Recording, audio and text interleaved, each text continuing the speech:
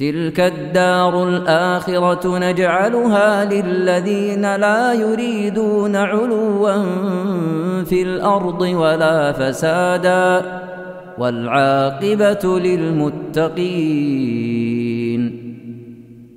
Syekh bin Baz rahimahullahu ta'ala, beliau memberikan rincian yang sangat detail, dan ini rincian global yang didukung oleh dalil-dalil. Ya.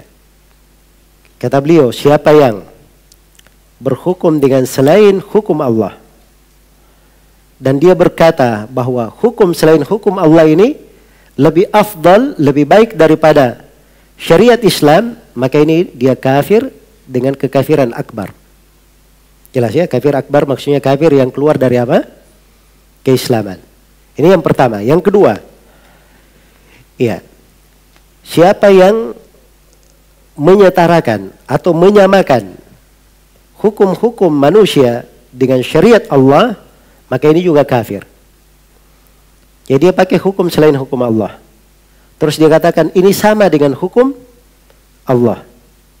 Dia pakai hukum manusia, hukum selain hukum Allah, terus dia kata ini sama dengan hukum Allah. Dia samakan, dia setarakan. Maka ini juga kafir, keluar dari apa? Dari Islam. Iya.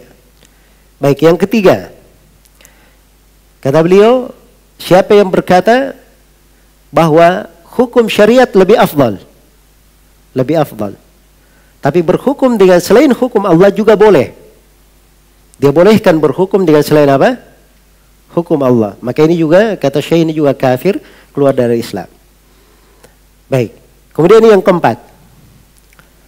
Yang keempat adalah siapa yang meyakini bahwa hukum selain Allah tidak boleh. Berhukum dengan hukum selain Allah apa? Tidak boleh. Dia yakini itu. Dan dia berkata bahwa syariat Islam yang paling afdal, dia yakini. Tapi dia bergampangan. Ya. Dia berhukum dengan selain hukum Allah. Apakah karena masalah dunia atau karena kekerabatan, ya, atau karena takut kepada manusia, ya, maka ini dihitung dari dosa besar. Dihitung dari apa? Dosa besar. Nah, ini tafsil yang disebut oleh Syekh bin Baz rahimahullahu ta'ala. Tidak dimutlakan bahwa mereka yang berhukum dengan selain hukum Allah dianggap sebagai apa? Dianggap sebagai orang yang kafir. Baik. Iya. Jadi bisa disimpulkan dari sini bahwa yang dikatakan kafir, keluar dari Islam, orang yang berhukum dengan selain hukum Allah, selain yang ada dalam Al-Quran dan Sunnah, dikatakan kafir, itu apabila terpenuhi padanya dua syarat. Syarat yang pertama, iya.